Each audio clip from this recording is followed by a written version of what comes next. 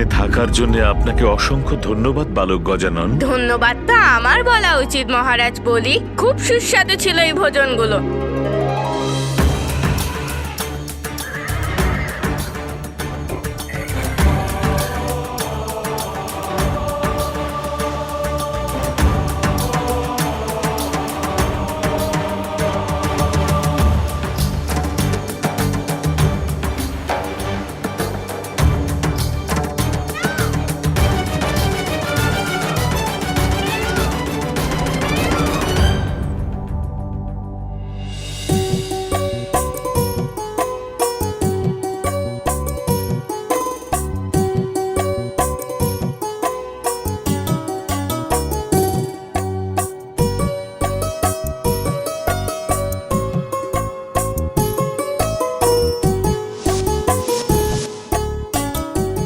সমস্ত দেবতাগণ প্রতিযোগিতায় প্রথম হওয়ার জন্য ভোজন ত্যাগ করে চলে গেলেন, কিন্তু গজানন আমার সম্মান রাখার জন্য হৃদয় থেকে ভোজন গ্রহণ করছেন। আপনি ধন্য গজানন।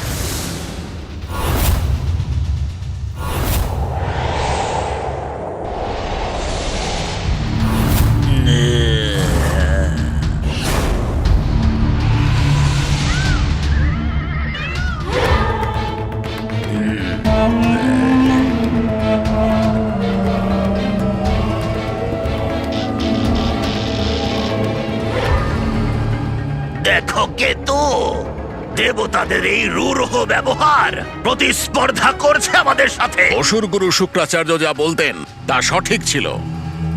তুমি অমৃত চুরি করেছিলে, যার ফলস্বরূপ নারায়ণ তোমার শির তোমার দেহের থেকে আলাদা করে দিয়েছিলেন।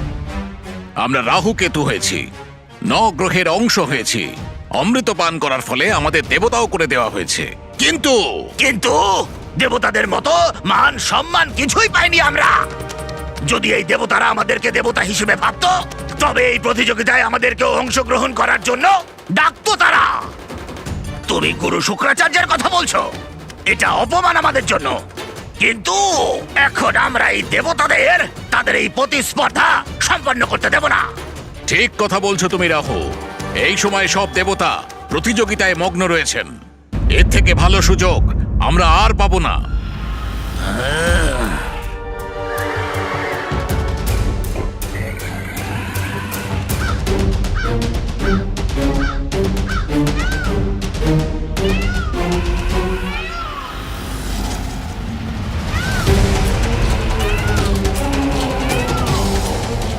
আপনার অনুজ কোথায় রয়ে গেল কুমার কার্তিক?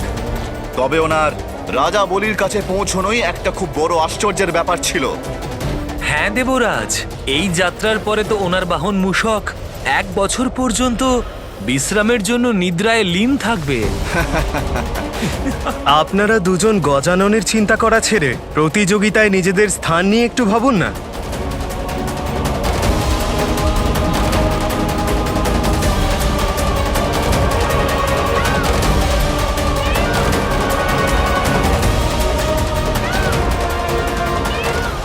গজানন, রাজা বলির রাজভবন পর্যন্ত পৌঁছনোর পরিশ্রমকে ব্যর্থ হতে দিও না।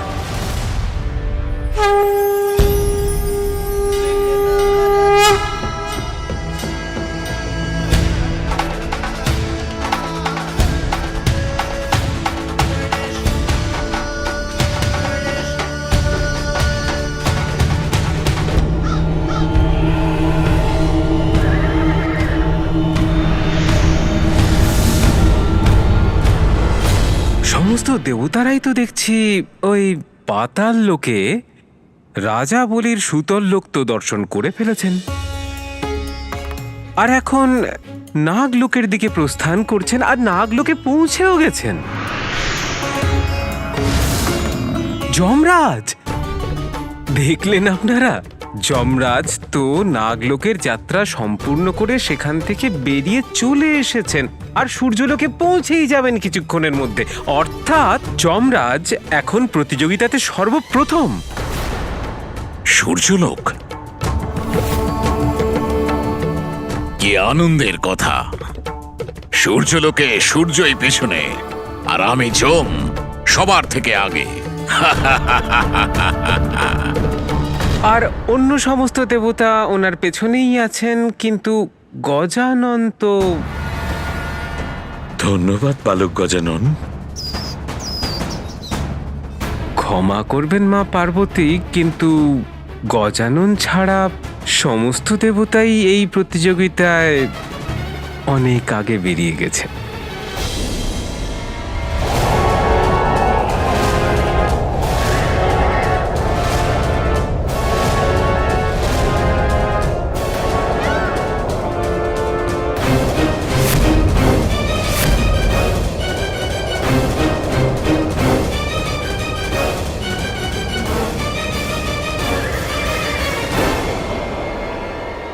আমারই লোকে আমাকে পরাজিত করবে এই দেবতারা? এক্ষুনি দেখাচ্ছি আমি।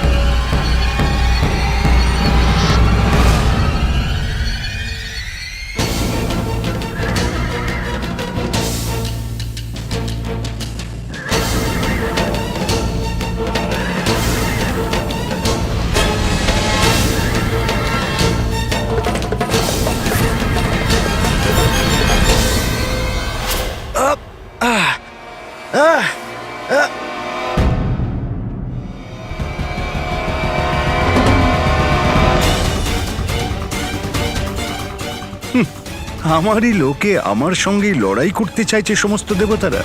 এবার আমি দেখব কোন দেবতা আমার আগে এগোতে পারে।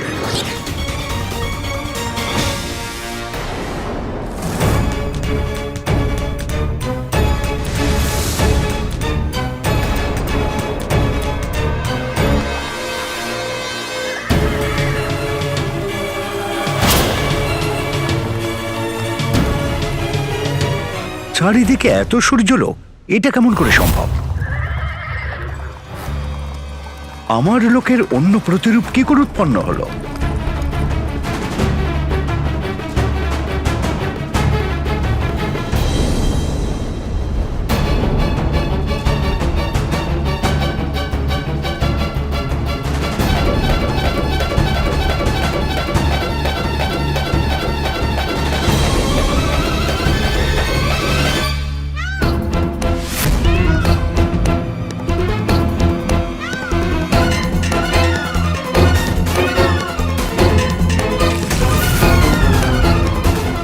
ঐরাবত, এগিয়ে চলো।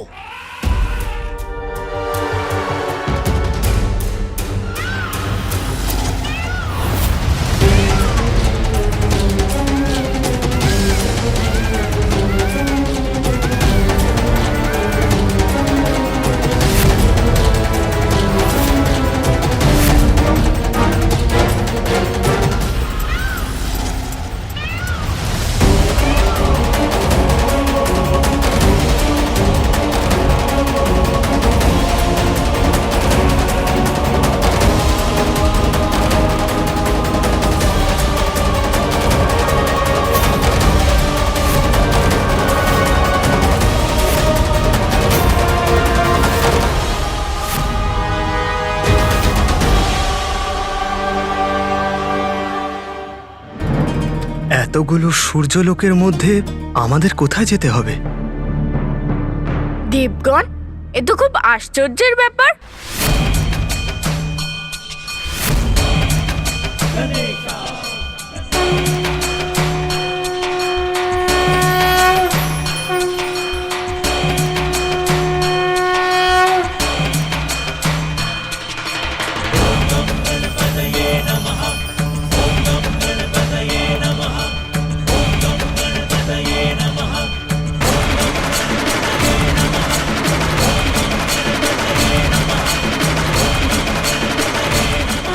এই গজানন এত তাড়াতাড়ি এখানে কোথা থেকে চলে এলো?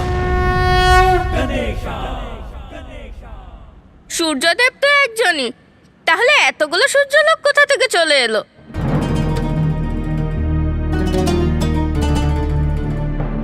সবে তো এখন শুরু হলো দেবতাগণ। এই প্রতিযোগিতা তোমাদের কাউকেই সম্পন্ন করতে দেব না আমি। একটা ভুল পদক্ষেপ করে প্রতিরূপ লোকে যদি একবার পা দাও, তাহলে আমাদের ভ্রমলোক থেকে সারা জীবনে আর বেরোতে পারবে না। এখানে থেকে সময় নষ্ট করার কোনো অর্থই হয় না। দাঁড়ান পবনদেব, শীঘ্রতা না করে বুদ্ধিমানের মতো কাজ করুন। তাড়াহুড়ো করলে পথ হারাই, উদ্দেশ্যের দিকে যেতে পারি না। কেতু খুবই চালাক এই বালক, এক পলকেই আমাদের পরিকল্পনা বুঝে গেছে। কিন্তু এখনো সুযোগ আমাদের হাতেই রয়েছে। কি অদ্ভুত ধাঁধা এটা! সূর্যদেব, আমরা আপনার লোকে আছি। আপনিই বলুন আপনার বাস্তবিক লোক কোনটা?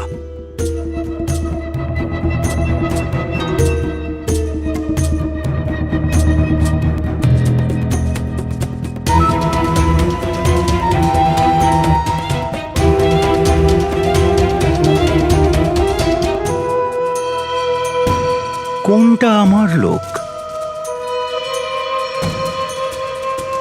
কোনটা আমি নিজেই চিনতে পারছি না।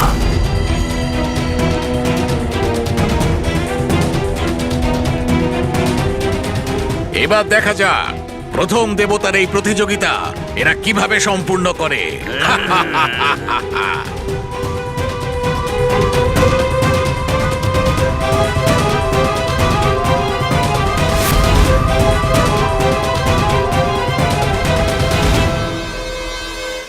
খুব আনন্দ হচ্ছে না তোমার?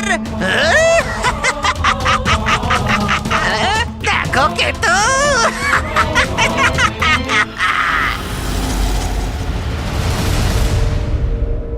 দ্বাদশ আদিত্য তো শুনেছিলাম, কিন্তু অসংখ্য আদিত্য, তাও আবার একসঙ্গে। আশ্চর্য।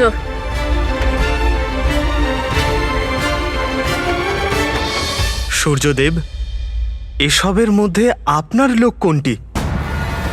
কুমার কার্তিক, এসব দেখে তো আমার নিজেরই ভ্রম হচ্ছে। সূর্যদেব, আপনি ছলনা করছেন। আপনি নিজের লোক এসে ভ্রমিত কি করে হতে পারেন? অবশ্যই অবশ্যই এই ব্রহ্মজাল দিয়ে আপনি আমাদের ভ্রমিত করতে চাইছেন।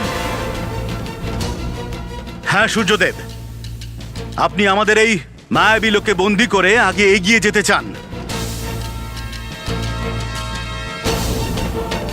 আপনার লোক আর আপনি জানেন না বলছেন সূর্যদেব? এটা তো অসম্ভব। আপনার লোক আর আপনি জানেন না পিতাশ্রী? বৃথা চেষ্টা করবেন না নিজের লোককে লুকোনোর। এটা আপনার কোন লোক সেটা স্পষ্ট। নিজ লোকের অহেতুক সুযোগ নেবার চেষ্টা করবেন না আপনি সূর্যদেব। শীঘ্র বলুন যে বাস্তবিক সূর্যলোক কোথায়?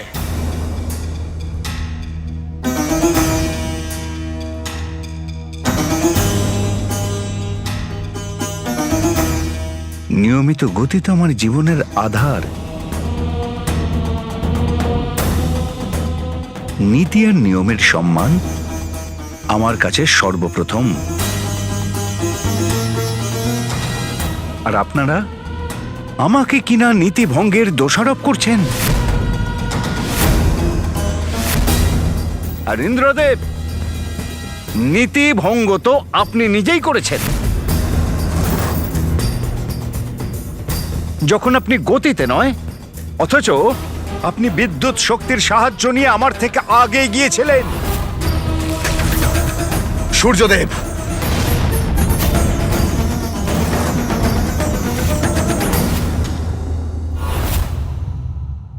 আমার শক্তিই আমার যোগ্যতা, আর তা প্রয়োগ করা আমার অধিকার।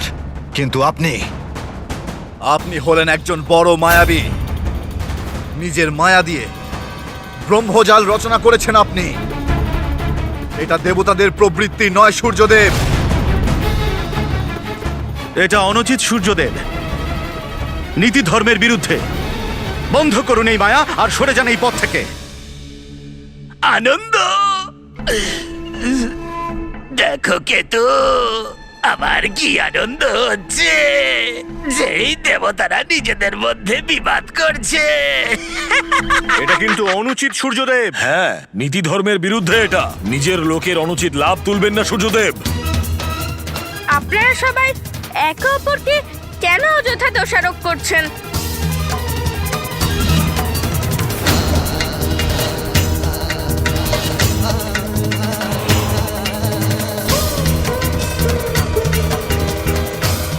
সমস্যার সমাধান না বের করে একে অপরের মধ্যে কেবল ঝগড়াই করে যাচ্ছেন।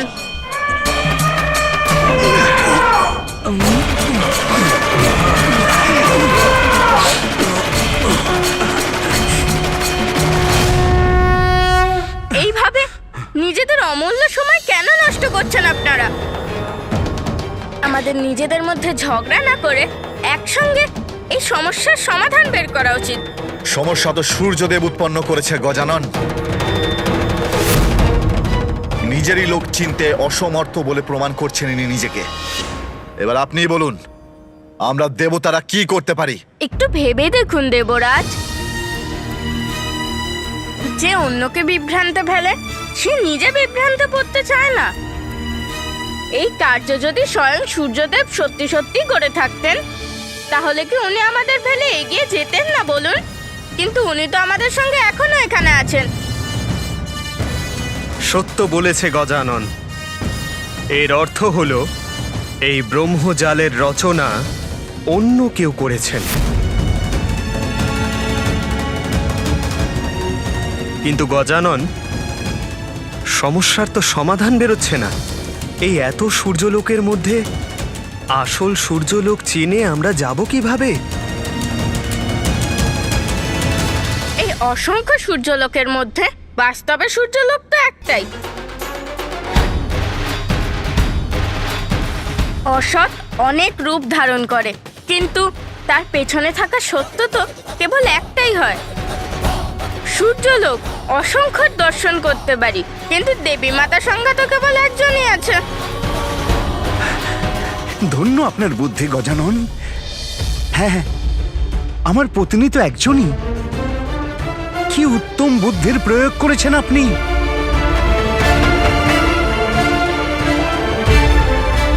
দেবী সংজ্ঞা, দেবী সংজ্ঞা, দয়া করে বাইরে এসো, আমাদের সাহায্য করো।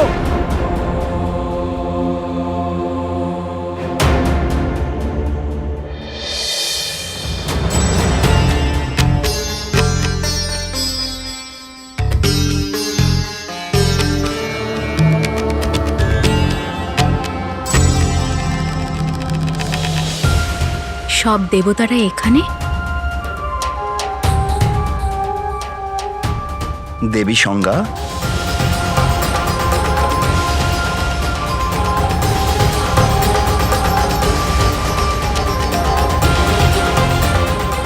আর এটা কি? স্বামীর এতগুলো লোক? এর অর্থ হলো এটাই প্রকৃত সূর্যলোক। বড় বেশি চালাক ভাবছে এই বালক নিজেকে। এবার দেখাচ্ছে মজা। কেতু, এই সুযোগের সঠিক ব্যবহার করতে হবে।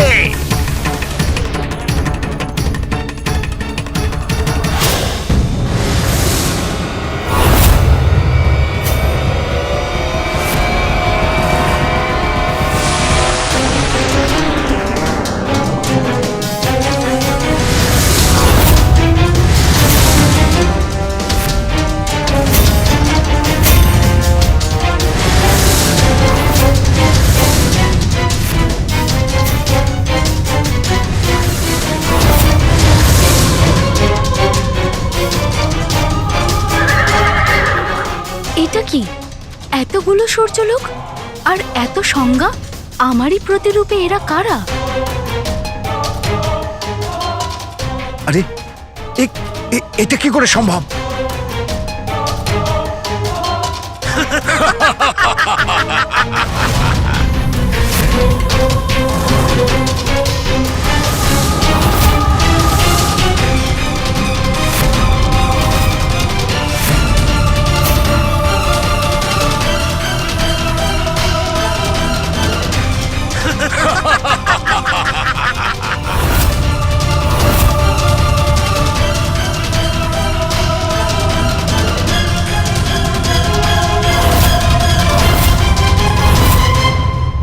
এরকমই তো হবেন না সূর্যদেব। যিনি সবার আগে সূর্যলোক থেকে বেরিয়ে এসেছিলেন তিনিই আসল মাতা সঙ্গা।